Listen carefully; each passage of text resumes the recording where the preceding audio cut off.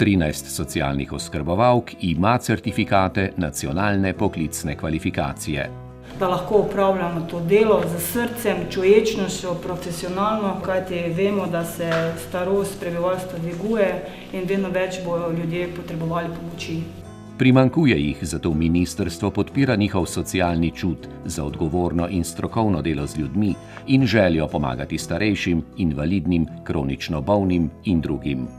Vsekakor je cilj vseh, da ostanejo čim dlje v domačem okolju, kajti tudi domovi so polni, prezasedeni ali mogoče celo predragi. Sofinansiranje ministrstva pri tem delu je izrednega pomena, kajti ministrstvo spodbujate te deficitarne poklice za socialne oskrbovalke. Strogi ocenjevalci pa izredno dobro pripravljene, poznali so delo na terenu. Mislim, da je pri tem zaslužen Zavod Vitica, ki jih je zelo dobro pripravil.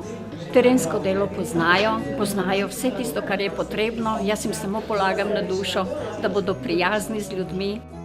Na oskrbovalke so v podpori Republiškega izpitnega centra ponosni tudi na Zavodu Vitica.